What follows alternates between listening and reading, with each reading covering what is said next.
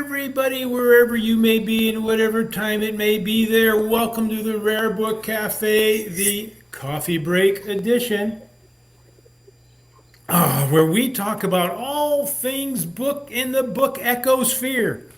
This week, our show is not brought to you by Stumptown Coffee, one of Portland's original and best, and they've gone nationwide. Stumptown, you could be sponsoring this show. Just saying. All right. Welcome, everybody. My co host, Linn, and our special guest, Richard Mori. Good day, everybody. It's good to be back. Hey, Ed and Lee, good to see you. Linn, Ridgeback Books in Georgia. Richard Mori, where the heck are you today? You're kind of like a Kerouac character. You're either on the road, or you are a lonesome traveler, or you are a Dharma bum. Did you just call me a bum, Ed? Is that No, I said a Dharma bum. Oh, you mean a Kerouac reference? Of course. Oh, come on, I know a literate guy like you got the reference. Don't be pulling my chain. Oh, can't help it. So I'm actually in Manchester, New Hampshire. I'm at the Market Basket store. I had to meet somebody this morning, so I'm on the road. Very good. On the road. Well, folks, we're taping this show on June 21st, the summer solstice, the first official day of summer. And what goes better with summer than books? Whether you happen to be at the ocean or at a lake, whether you happen to be sitting in an Adirondack chair like Richard, or whether you happen to be hanging loose in a hammock like me. Linn, where's your favorite place to read? I like to read after dark around my fire pit on the deck with the little lights go on and a cup of spiked coffee handy. And then my neighbors to the back, after I got the fire pit, would call and say, "There's a fire on your deck. Are you okay?" It's a great place to read. Do you have fireflies in Georgia? Yes, of course. Oh boy, what a romantic setting that is for reading a book. Richard, I think we're going to start off with the books that you've picked up along the road, both adult, young adult, and children books. What's on the summer reading list you have to share? Well, I actually have a lot of personal favorites, and I actually get asked very often, what's my favorite book? Well, I don't have one. I have dozens of favorites. So I'm going to start off with what I think is a great classic, and this is what I'd call a junior version. This is the Robert Sabuda pop-up book, and along with this beautiful pop-up, there's enough text for you to be able to get some of the story. Of course, it's a bit annotated, but this is actually just a wonderful, wonderful read. And it's a book that kids will go back to over and over and over again all summer long. So that's a classic, one of the great ones. And of course, they can't go wrong with an Alice in Wonderland. You know, there's only 4,000 different versions of Alice. So, but the illustrated ones are best. Is that one illustrated? This one has got some nice illustrated end papers, and these are the colored Tennille. They didn't start coloring Tennille until about the 1930s, I think, is when they first come out with some colored Tennilles. But that's a great classic. And then to be kind of contemporary with what's going on in our culture currently, this is one of the more famous books, Amos Fortune, written by a New Hampshire author, whom I'm very partial to, Elizabeth Yates. This won the Newbery Award in 1950, so it's still in print. It's a book you can find at probably every school library, and I hear kids read this all the time. It's a great summer read, and the character in the book is actually buried in Jaffrey, New Hampshire. Excellent. And then one of my real favorite authors is Elizabeth Orton Jones. Again, another New Hampshire author. I knew Elizabeth, so that makes it special for me.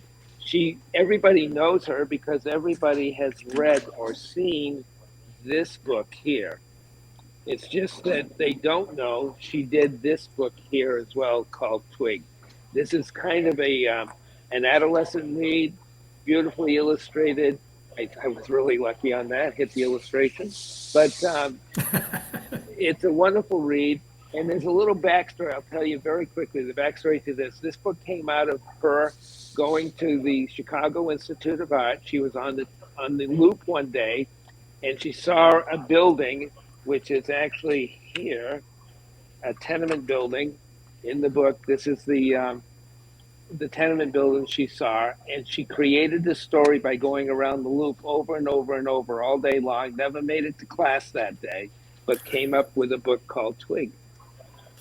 So, what an inspiration. yeah, a little backstory. And of course, we can't go, there's all kinds of favorites. Nancy Drew, Hardy Boys, Cherry Ames, Dana Girls, McGrover Boys, Chip Hilton. Any of these series books are wonderful. Many of them are out of print now, but you can find versions of them at great used bookstores all across the country. I'd encourage you to do that. But with the Hardy Boys and Nancy Drews, look for the older ones because the newer ones have been sanitized and are not as preferable to most people. So, What do you mean by sanitized? well, they've kind of played with the language and changed it. I mean, and some of it should have been changed because there's a reference in one of the Hardy Boys characters. It's called Bad Boy. Not so appropriate today. And but there are other things that have also changed. I mean, the Roadster. Who knows what a Roadster is today? Unless you're an old person like you and I had. I don't know that Lee would know that term. But, Well, yeah, I think I'm probably older than either of you, so I know I'm Thank you older for than sharing. Ed. I was trying to be politically correct. I know. Oh, that's a good education. It's a good education for all of Yeah. us. Yeah.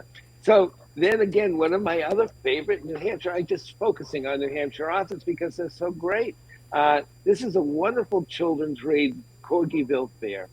And what I love about this book, it has the greatest first line in children's literature, I believe, ever written. And it goes like this. Now you have to take your imagination and listen carefully. And you have to know a little bit about your geography, but it goes like this. West of New Hampshire and east of Vermont, there is a village. Think about where she took you in one sentence. West of New Hampshire and east of Vermont, there is a village. To Never Neverland in one line. Beautiful, beautiful story. And it's a wonderful story, short read. Young kids will love it. And I can't tell you, it's a great little read. One of my favorite authors just died a few weeks ago. This is a mystery book, and it could be for young adults. It's a biblio mystery. You guys know this man, John Dunning, wonderful character writer. His best book, Book to Die, was his first big mystery book. He had written others as well. There's a series, I think, 3 or 4 books called the Janeway series. Read him. You'll love him. John was a great man, great inspiration to us in the book trade, and I can't recommend him enough. And one of my other favorite authors, now I have crossed the border this time. I've gone to Maine, but Maine's a beautiful state. I love going there myself. A guy named Kenneth Roberts, and you're going to go, who the hell is Kenneth Roberts? You know him. Everybody knows him because his greatest book, Northwest Passage, was an Academy Award-winning movie in 1947. Any of his books, he's the best historical fiction writer of the 20th century. I guarantee you, you will pick every title of his up and love it. A wonderful researcher, and he writes about the pre-Revolutionary War period of the United States. Can't go wrong with him. And then, of course, we have to have something. And you can't go wrong with paperbacks. The nice thing about a paperback, stick it in the back of your jeans and take it That's with you right. until you finish it. Yeah, and a lot of his books are in paperback, believe it or not. I noticed that, Yeah, and that's why I brought those. And because everybody's read Tolkien, The Hobbit, the trilogy. You can't go wrong with C.S. Lewis. We all know who he is and love him. But I'm going to recommend a guy named Stephen Donaldson. He wrote this wonderful series of 6 books.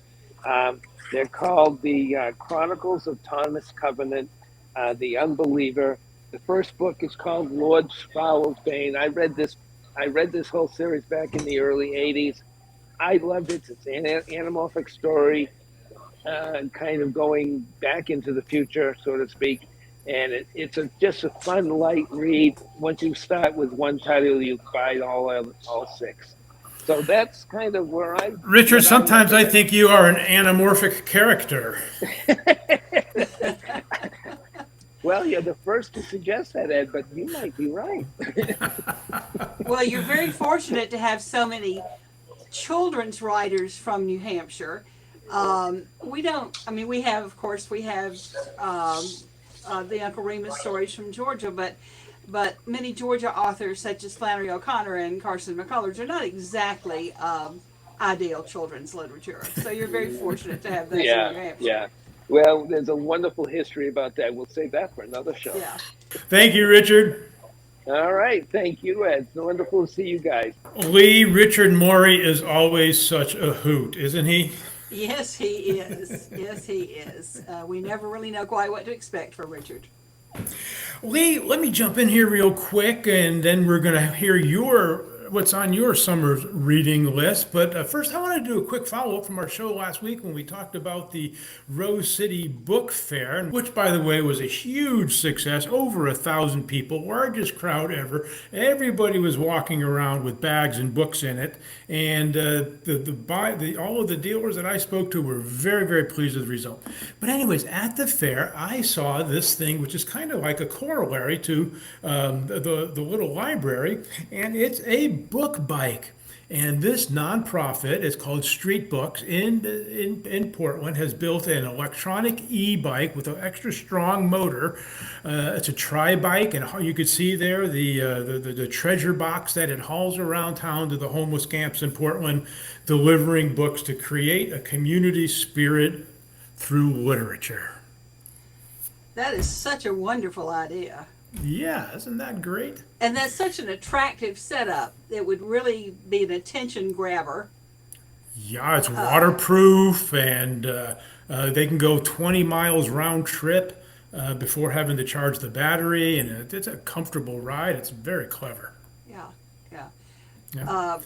And I can see, we don't have a lot of street people here. I mean, we do have some, but we have a couple of shelters here. And, something like that came at, 7 o'clock at night to one of our shelters when there are, people there for the night would also be a good idea. And there's no reason why it couldn't be converted to a retail project. I mean, you could drive it up and down a waterfront or on a dock somewhere in the center of Atlanta, and just let people buy out of the box.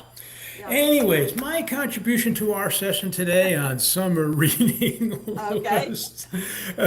First of all, where are you going to figure out what to read? Sure, you can, almost anywhere you can ask your friends. I went out and asked Gillian Dumas, who's been on the show before, who's a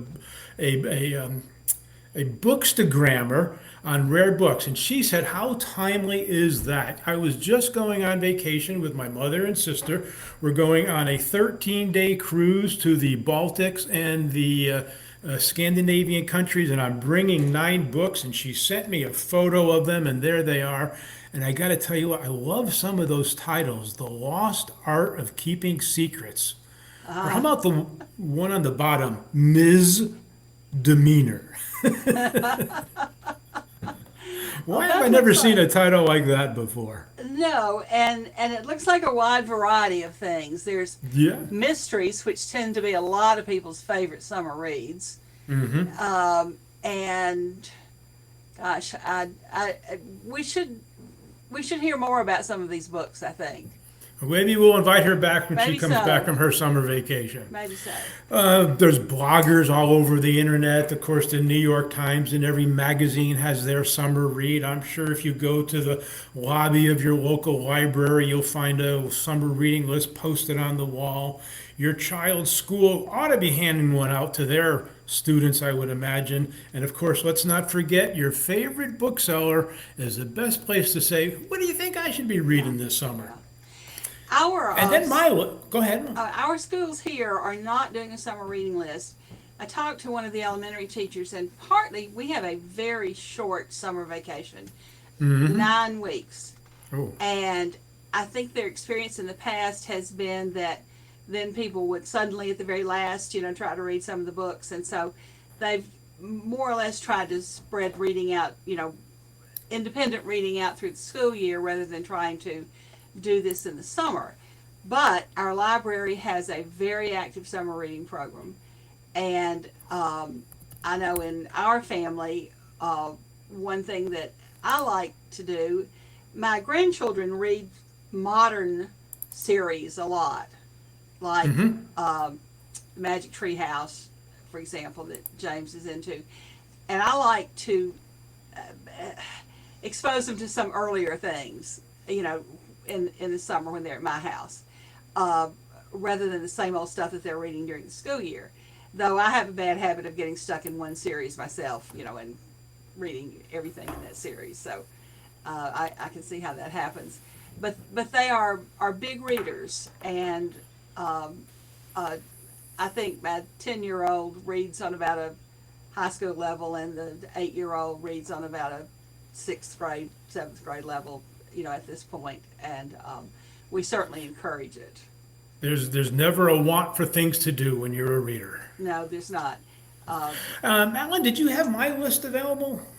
Here we go, Lee. You know, on most of it you were talking about, there were some good murder mysteries in Gillian's stack, but a lot of times people don't have nonfiction books on their summer reading list, and I'm a nonfiction reader, so here's what I'm looking at this summer. I've always been wanting to learn more about Mahatma Gandhi, and I found a great book by Pulitzer Prize winner Joseph Leveld, Great Soul. You know, there's a new Martin Luther King biography out. However, about a year and a half ago, another book came out called The Three Mothers, about the mothers of MLK, Malcolm X, and James Baldwin. I want to find out. I guess this is going to be my woke summer, because there's been so much publicity about the 1619 Project by Nicole Hannah Jones. I haven't read it yet. And then if we're going to go woke, let's go woke with Native Americans. Killers of the Flower Moon by David Grann. It's about how Americans stole the oil fields of Oklahoma away from the Indians. And a movie of that, based on that, is coming out in October. Is that right? I didn't ever know that. Yeah, with a lot of really good people in it. And we had read this in my book club last year. Loved the book. And if the movie is playing in a nearby town, then our October book club is going to be going to the movies to see Okay. the Flower Moon. Well, let's keep in touch on that one. Let's put that one on for a future episode. Finally, you know, I've sold copies of Darwin's Origin of the Species, but I've never read it. And I think it'll be quite enlightening. It'll kind of humble us with respect to the earth. And finally, my favorite contemporary philosopher is Father James Martin. And this having to be LGBTQIA month, Father Martin has met twice with the Pope Francis to discuss LGBT issues. But to put a little bit of philosophy and a little bit of humor into my summer, I'm going to pick up his latest book, Between Heaven and Mirth.